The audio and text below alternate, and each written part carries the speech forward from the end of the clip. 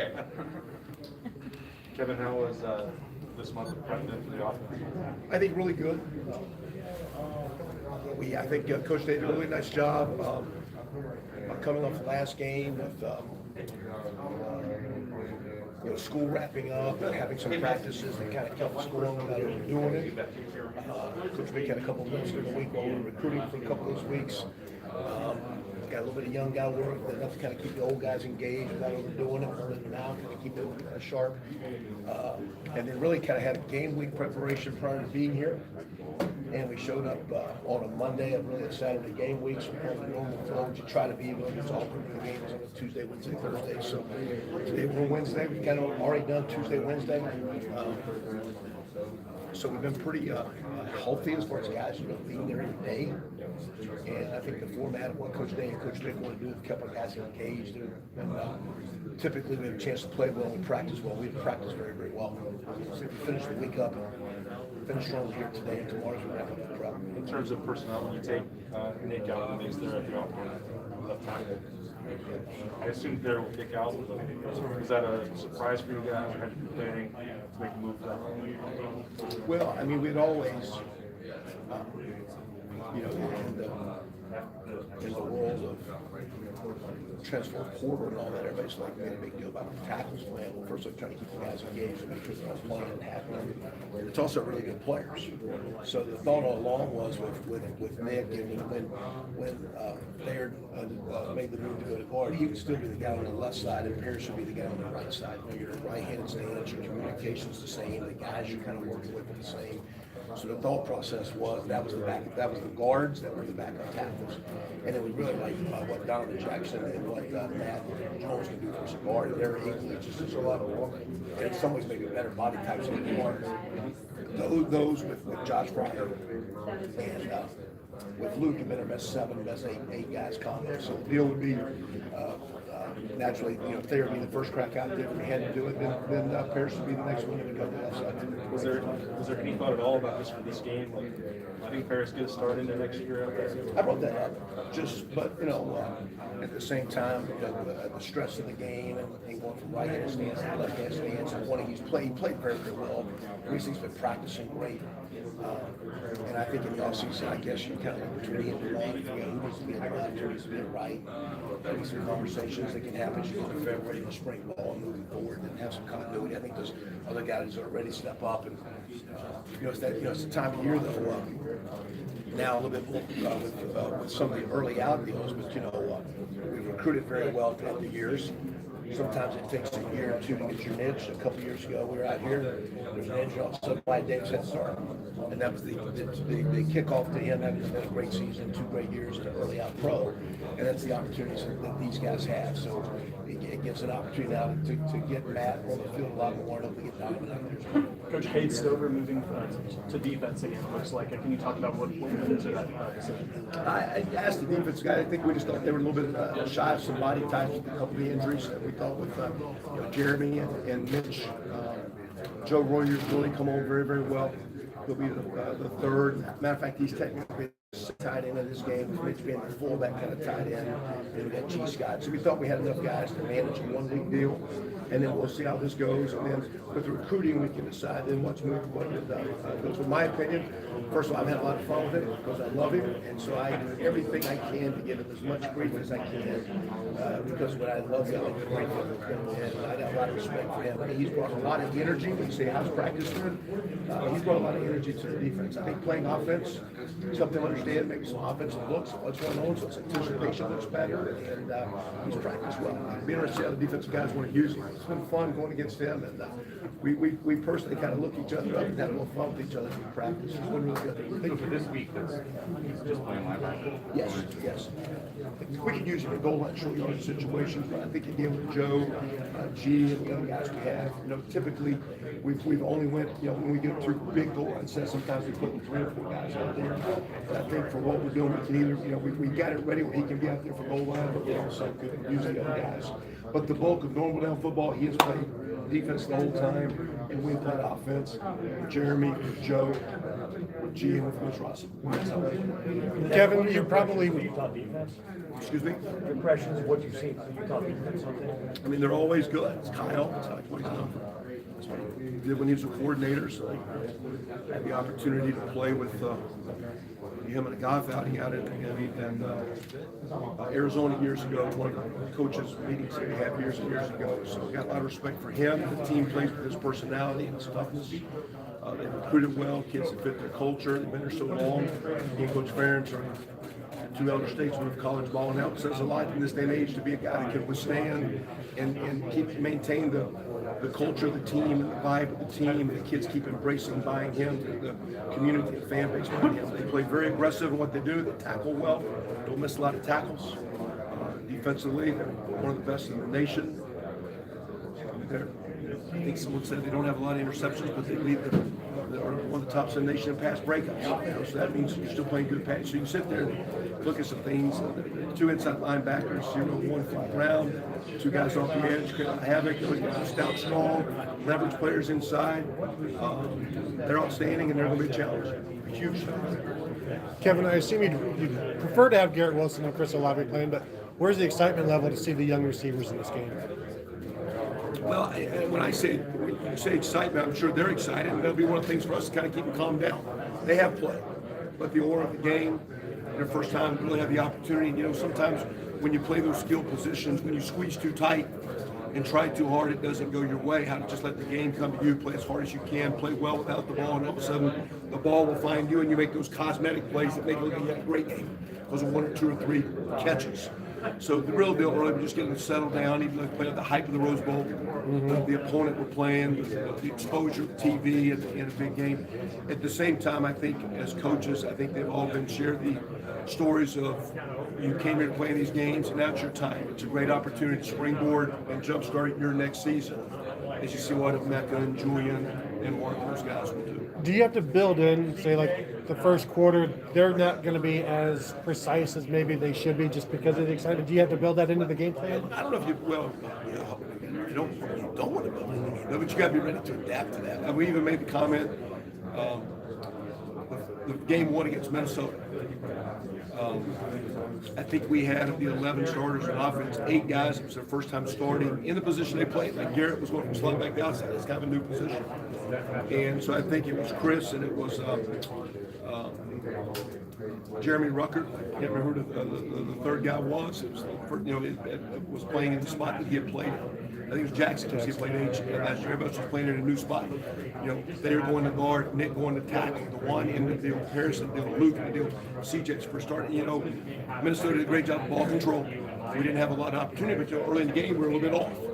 We finally settled down, made a few plays in the second half, and had a good second half of that game. But we were a little bit off. So you like to think, you want to like to think, but you would think there's a chance early in this game. How do you play if you're a little bit off? And at the same time, because Utah's a great offensive team that runs the ball well, they play ball control, they play outstanding defense.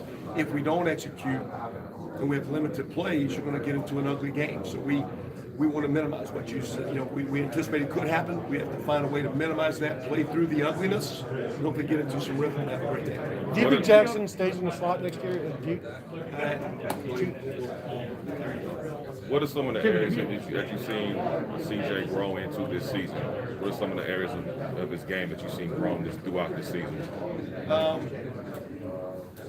I think everyone can see the plays that he makes as far as the ability to decision making and throws. But I think the two things to me where he's grown a lot, being just being a young player, is the way he is prepared in practice, which you guys don't see. The time he puts in for a young player, studying the game, watching tape, and grasping that information, and then taking the information that he has to the field has been outstanding. So his ability to become a great preparation player as a young player is off the chart. And the second thing is he's become in his own right, his own way, a pretty good vocal leader for a team. Early in the year, you're a quarterback, you're supposed to lead, but you haven't played, so you're kind of quiet as the year went along. Not that there's a lot of team meetings, or not that he's grabbing the bull by the horn and just doing everything, but you see him a lot more comfortable speaking up, talking to players, telling them what he sees. I mean, there was a play the other day, and he said, "Hey, now, coach, if so-and-so does this, now he gets that safety's going to concern me a little bit."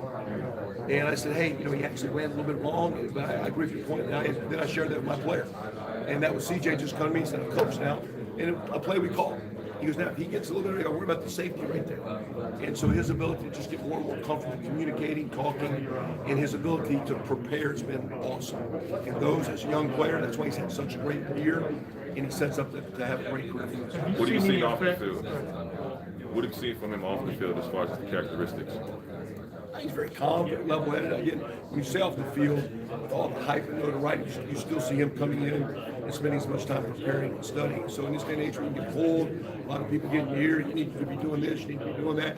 I think he understands to play well, he needs to prepare well. And I've just seen him stay very, very grounded with all the notoriety. You don't see a guy that's very boastful. You don't see a guy pat himself on the back, very complimentary of his teammates, but again, doing a great job of preparing and working. Do you watch that closely to see if there is an effect of the limelight? He's gone from the spotlight to the limelight. You're always in the spotlight when you're a Ohio State quarterback, but Heisman finalist, it's a different step altogether. Have you kind of like watch him to see if there's been a change? Personally, no.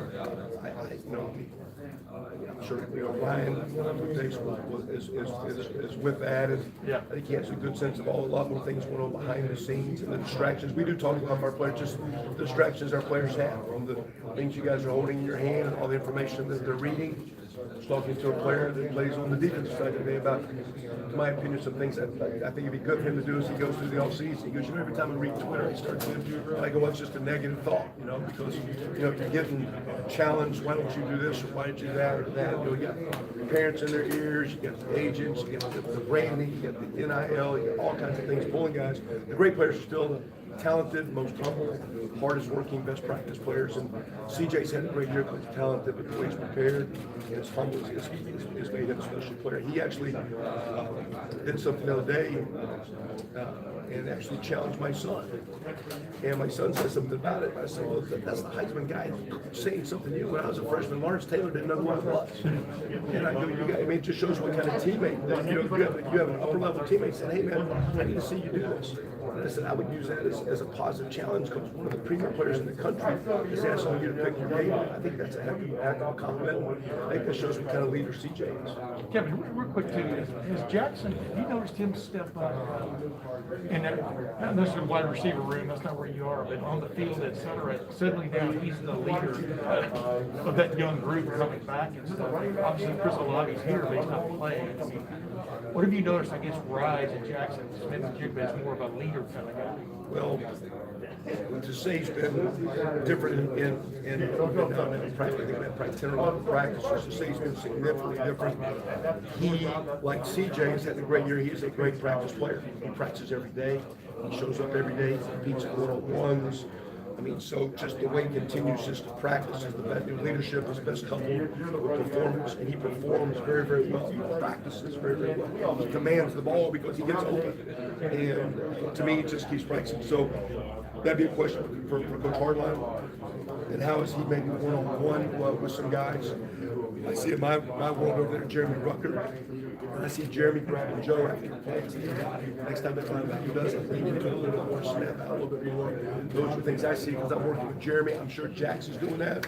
But right now, I just see a guy that's had one of the best years in college football continue to practice as good as he will on our team. That's a great point. I want to quickly ask, has Kate Stover the last month or so proven his worth to this football team from the standpoint of playing defense against Michigan? I mean, he's practicing with the defense now and stuff. I mean, what would you say, how would you explain Kate Stover to someone? Well, we'll go through after this game and decide long term. And I said this to him when we talked to him. I said, I don't want to hear what's best for the team. Because what's best for the team sometimes is a bunch of crap and your players. Like, what's best for you? If you don't want to go over defense and stay right here, we'll keep playing. You got a good role. You got a great opportunity to play in this game. You can play special teams. He's been a great special team player for us. I said, life's fine. If you think it's something you want to do. So now that as we finish this game up, we'll get back after our quick break and we'll get in January, we'll start getting a plan for spring. I do think we're getting to the point, though, we need to get a direction for him so he can have high success. So whether that be he's coming back, going to be a tight end because for Jeremy, Mitch being seniors, there's going to be a great opportunity at tight end. Right now, there's a little bit of void at linebacker. There's an opportunity there. I will say this: I think he loves playing over there and brings a lot of energy and a lot of fun. And I think he's been good for the defense in this short period of time. Coach will talk about what's best for the team. Personally, I want what's best for Cade. He's one of my favorite guys on the whole team. It's been a pleasure to coach. Selfishly, I'd like to do it. I'm going to do what's best for the team. I just want to make sure it's best for the team. So, If you were to move to linebacker, is the tight end room where you want it to be for next year? Or do you guys have to look at the portal for you? that will be some. The issue you have though is we won't make any hard decisions for Cade until after the spring semester starts. So if there's anything on that realm, it'll be later. And I don't know if that's good. To transition to summertime and to get a guy up to speed. So, we think and look at that a little bit. We got Ben Christian coming in. Our mathematical numbers are going to have 5. So right now we have Joe, G, Sam Hart, and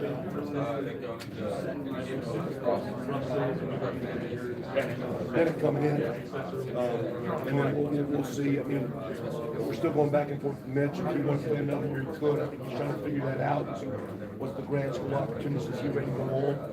So potentially, I guess there's a chance that Mitch could be with us. We're not forcing that. We're just seeing that's something he wants to do. Cade would be the 5th one, or then what? How do you feel about G. Scott's development in that position? He's very, very. First of all, he's a different. A tight end. He's not a true tight end, just size-wise yet. And so he's got his weight into the mid-220s. He does not lack courage or the ability to want to block or toughness. He actually is very, very strong. He goes to the weight room and strong. He does need the old quote-unquote a little bit more lead in the pencil, just when blocking guys have the mass to anchor down and firm up some things. But that being said, too, he's a guy that then flexes out as a receiving tight end better than those guys. So, sometimes a tight end has his hand down. Sometimes he's kind of playing in the backfield. Like that backfield guy is really good for Mitch Rossi. When Mitch flexes out, he does that a lot in practice, and he's good at that. He's more comfortable as a backfield type player. And so G is going to be a little bit more comfortable right now as a tight end that does a lot of complementary tight end things on the fringe, and is a little bit more as a big receiver. And he graduated a couple of receivers, or those guys going out early. There's an opportunity in Mitch there. So his role would be a little bit more of a tight end / H receiver versus Mitch Rossi's a tight end / H fullback. And you still ask them to do some things, but you play to their strengths.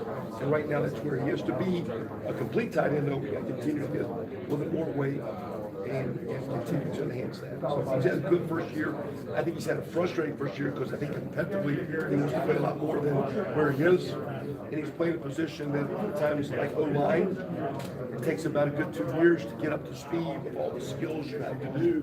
Because he's basically playing, I was talking to George Kittle, had him with our group a year ago. When you're a tight end, you play left tackle half the time, you play wide receiver half the time.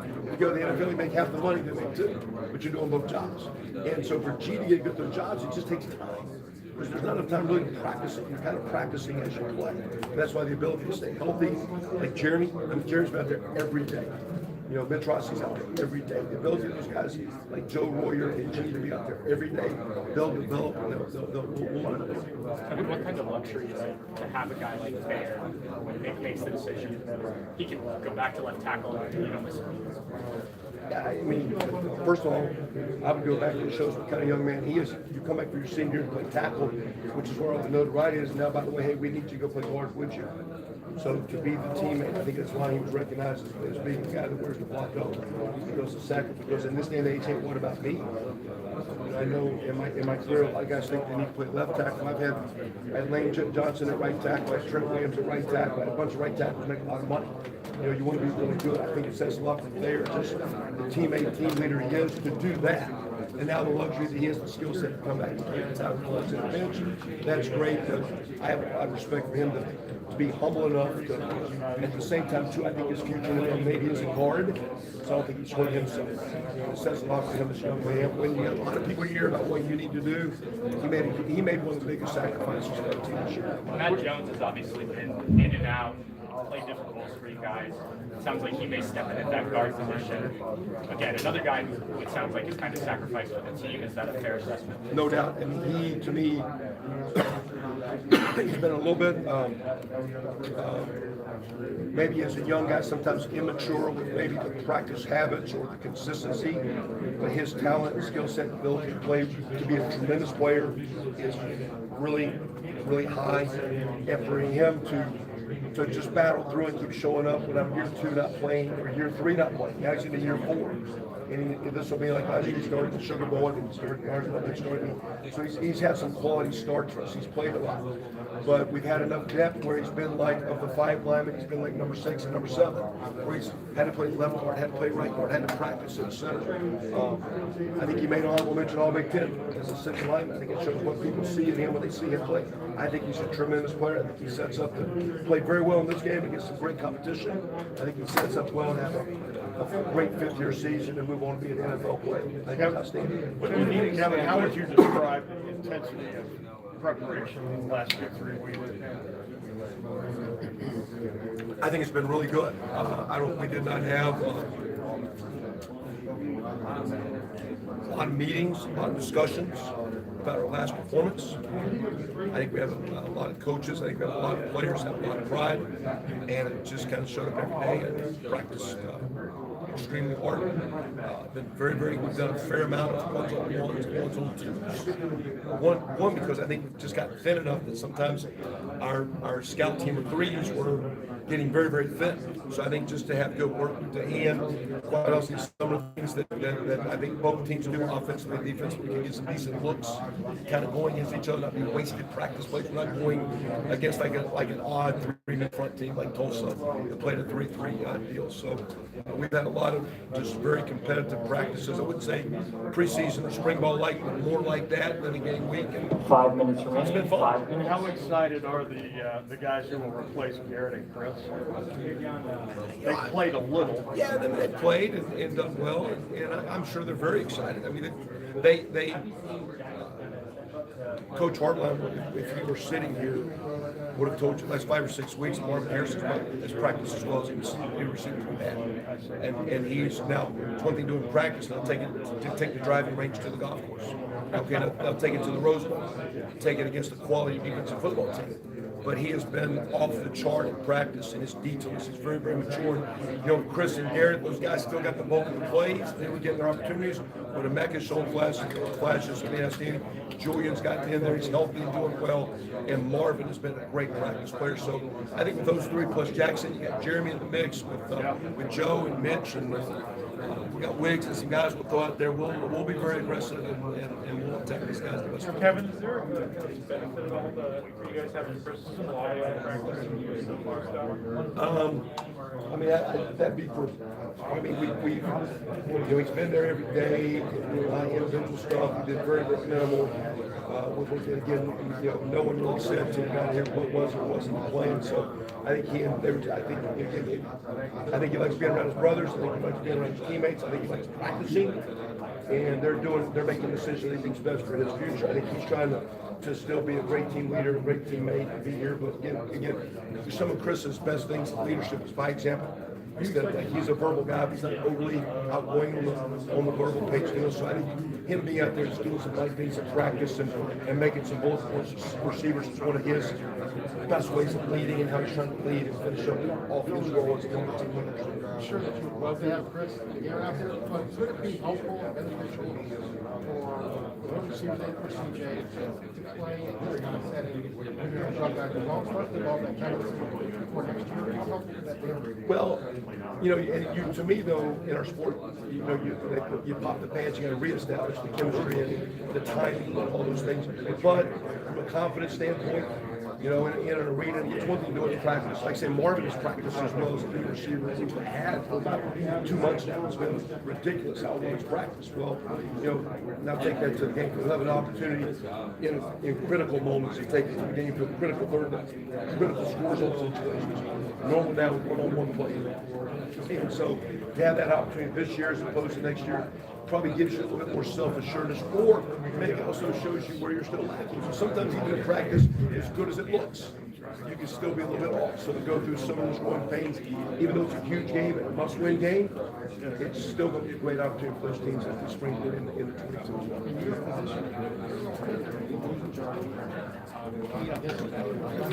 as well.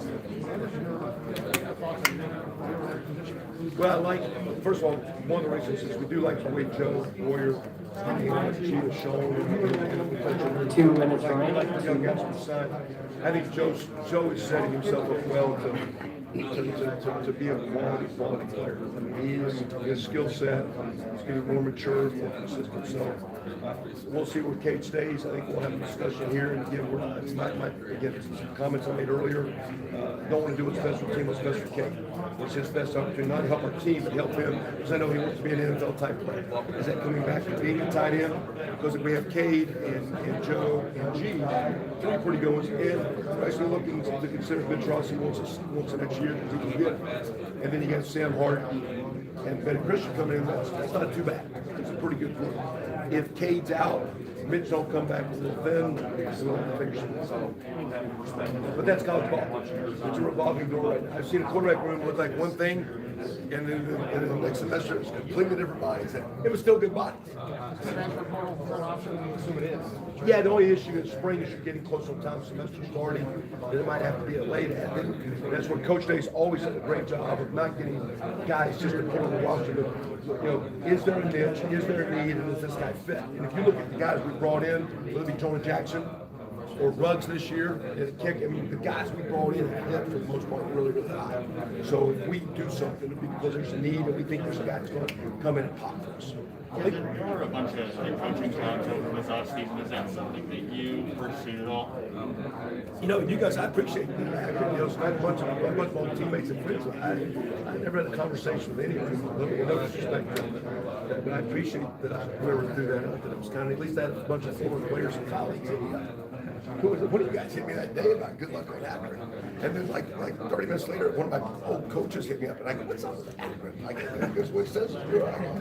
So Time is I'm now getting old ended for enough the that Ohio maybe State not media I'd session. love to have that opportunity. But I do love every day working with Ryan at Ohio State, what we do, and the opportunities here. And so, by no means am I at a point where, I'm just dying to do something. I think if it's meant to be, it's meant to be.